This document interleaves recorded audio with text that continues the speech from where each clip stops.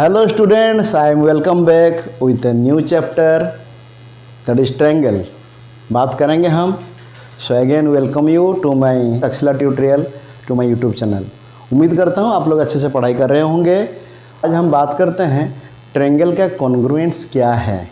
Actually ये class 9 का chapter है CBSE वालों का, तो हम चर्चा करेंगे कि कॉन्ग्रुएंस होता है क्या है. पहले ये देखते हैं, बचपन से हम लोग जो पढ़े हैं ना, थोड़ा सा उसको रिवीजन कर लेते हैं. जैसे आपको पता है दो अगर स्ट्रेट लाइन है, अगर ऐसे एक स्ट्रेट लाइन है और एक ऐसे स्ट्रेट लाइन है, अगर मान लो दोनों 10 सेंटीमीटर का है, ठीक है, अगर दोनों 10 सेंटीमीटर का है, ये दोनों क्या कहला जाएंगे, कॉन्ग्रुएंट कहा जाएंगे. ठीक है, दोनों का हम क्या बोलेंगे, कॉन्ग्रुएंट. सिमिलरली अगर एंगल है, मान लो ये एंगल मेरा 30 डिग्री है, ठीक, और एक दूसरा एंगल है ये भी मेरा 30 डिग्री है, ठीक, तो इसको भी हम क्या बोलेंगे, कॉन्ग्रुएंट बोलेंगे.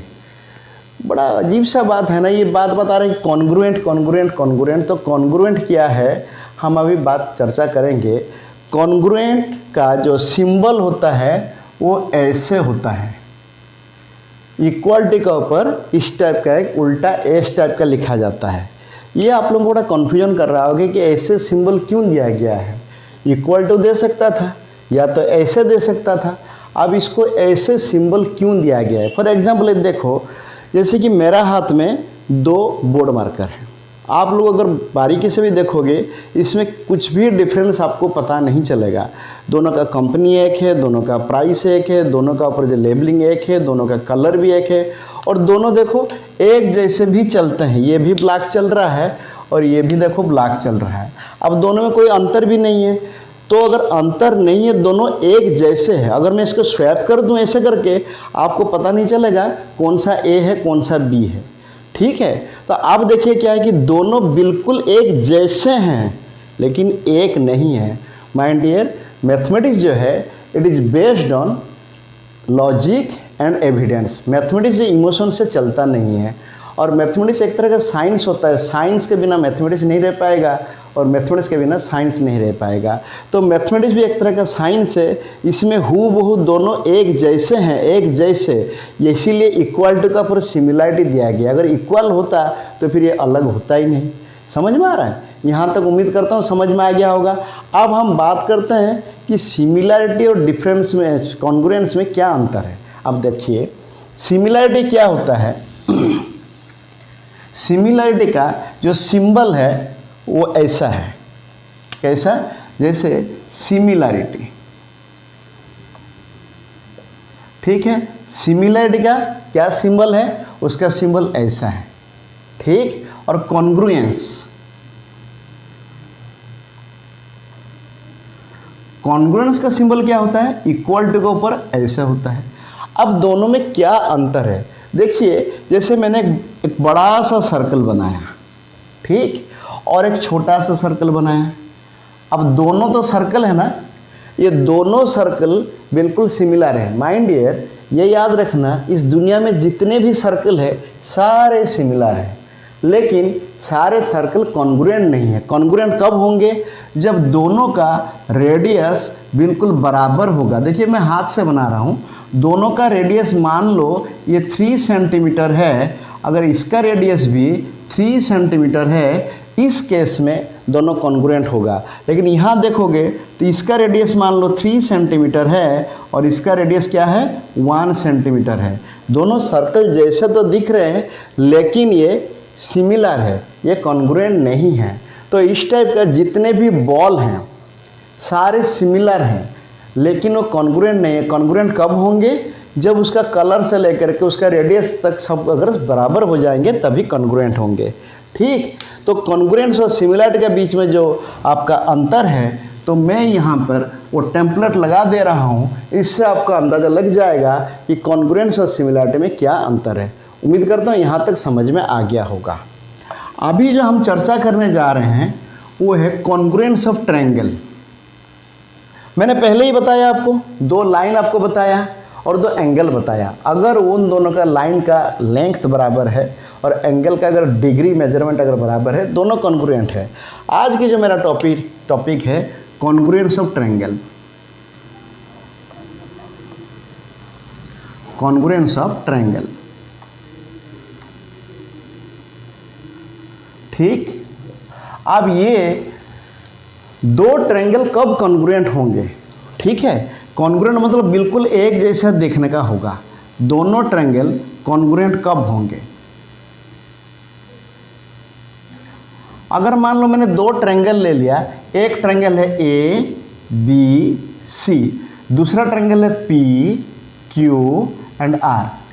दो ट्रायंगल का बीच में मान लो A B equal to P Q है, मान लो A B equal to P Q है and B C equal to Q R है, और इन दोनों का बीच वाला एंगल होना चाहिए। ध्यान रहे, ऐसे नहीं कि ए बी और बी सी तो ले लिया, P Q and Q R तो ले लिया, ये वाला एंगल नहीं चलेगा, मुझे इन्हीं दोनों का बीच वाला एंगल लेना पड़ेगा। अगर ये साइड के साथ कॉरस्पॉन्डिंग साइड पी क्यू है, बी सी के साथ कॉरस्पॉन्डिंग साइड क्यू आर है, तो मुझे बी एंगल अगर क्यू एंगल अगर बराबर होंगे तो इसको हम क्या बोलेंगे? कॉन्ग्रुएंस दोनों हो जाएंगे। और इसको क्या बोलते हैं? Side angle side. इस फॉर्मेट को क्या कहते हैं? Side angle side. उम्मीद करता हूँ ये आप लोगों को समझ में आ गया होगा। अब देखिए दूसरा कंडीशन क्या है। दूसरा कंडीशन, मान लो ये एक ट्रायंगल है ए बी सी और दूसरा ट्रायंगल है P Q R,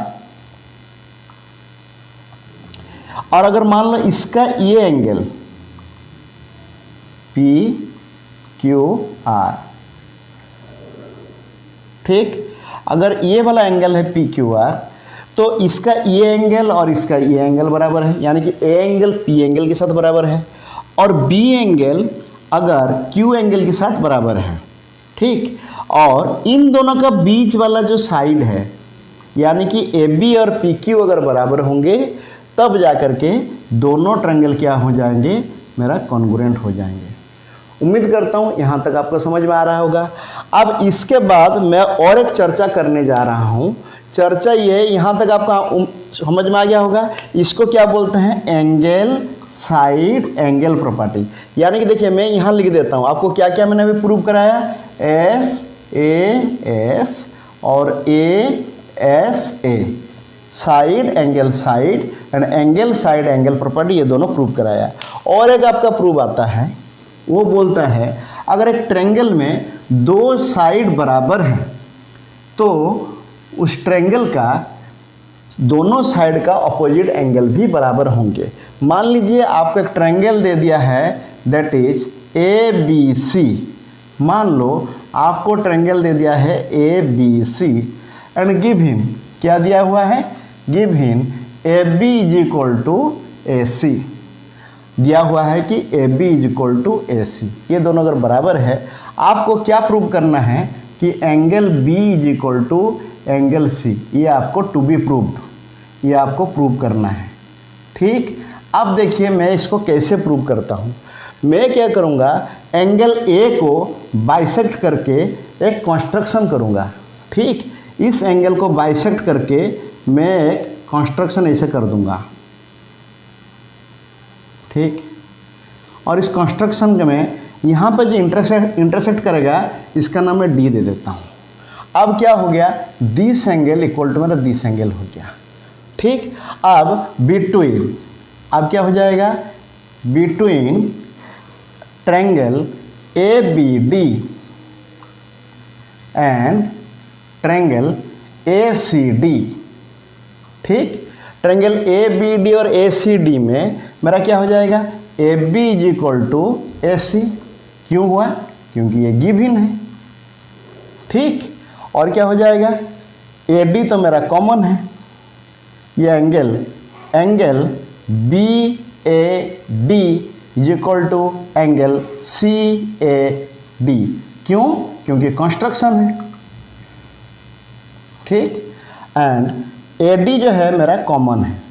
A D क्या हो गया? मेरा कॉमन है, दोनों ट्रायंगल के लिए कॉमन है। अब देखो साइड एंगल साइड, जो पहले वाला प्रिंसिपल से साइड एंगल साइड से अब triangle A B D became congruent with triangle A C D. यानी कि जो पहला वाला प्रॉपर्टी था, क्योंकि एस ए एस प्रॉपर्टी से ये दोनों बराबर हो गए। उम्मीद करता हूँ यहाँ तक आपको समझ में आ गया होगा। इस टाइप का अगर क्वेश्चन आएगा तो आप इजीली इसको सॉल्व कर सकते हैं। ठीक है, आगे बढ़ें।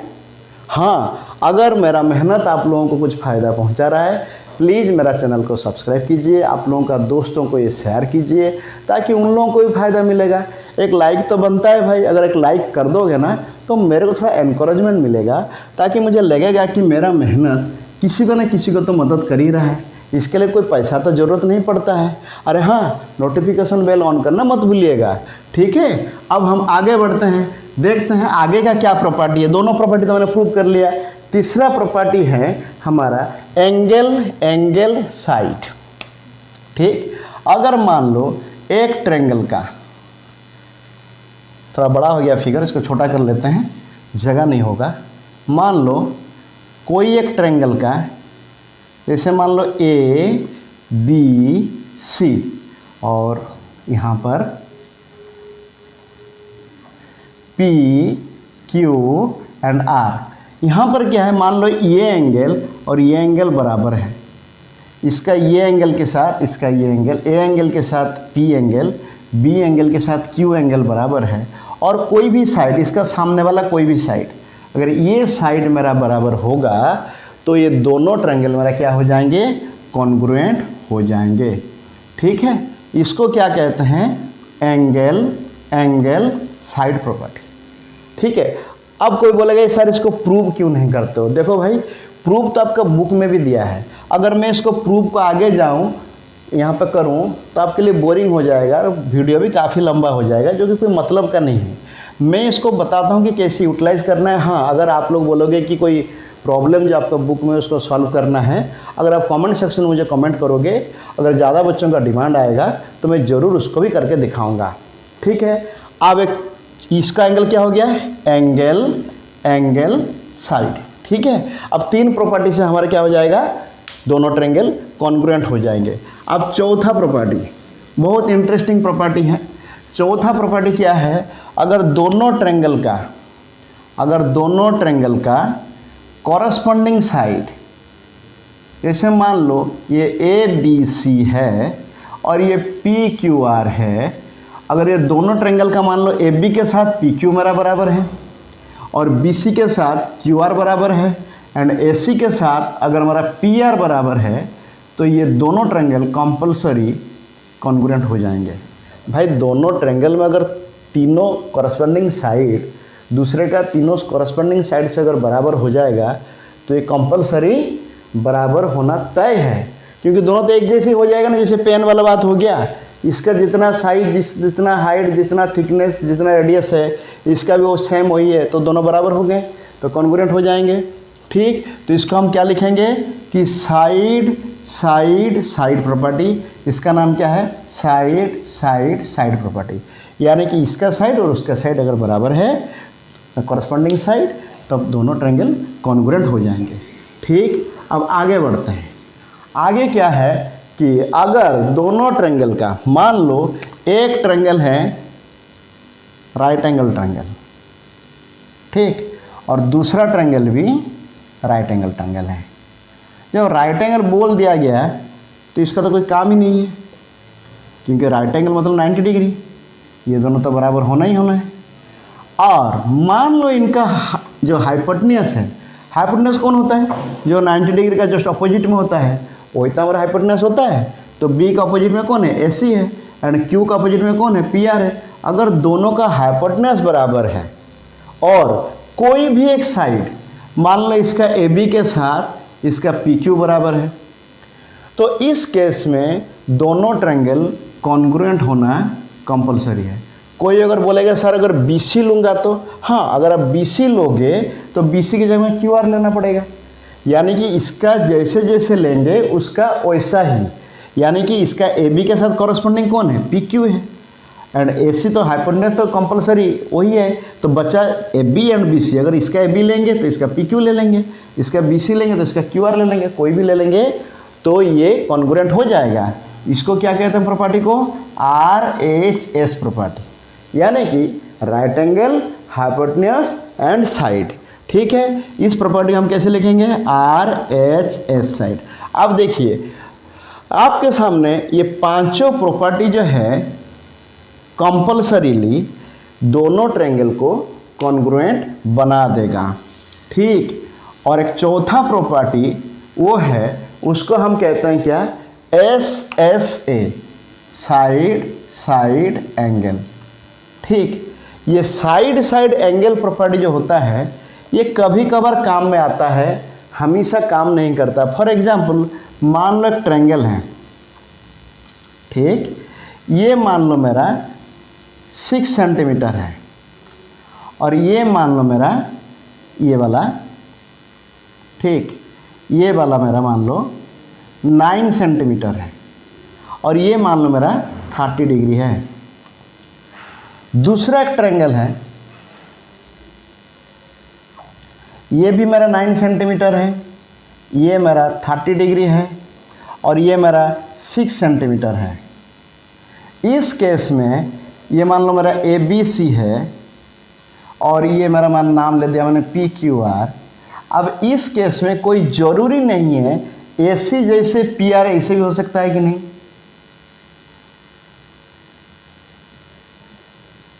PR ऐसे भी हो सकता है और PR अगर ऐसे हो गया तब कॉन्ग्रुएंट होगा, लेकिन ऐसे होगा हमेशा ज़रूरी भी तो नहीं है, PR ऐसे भी हो सकता है, ऊपर जा सकता है।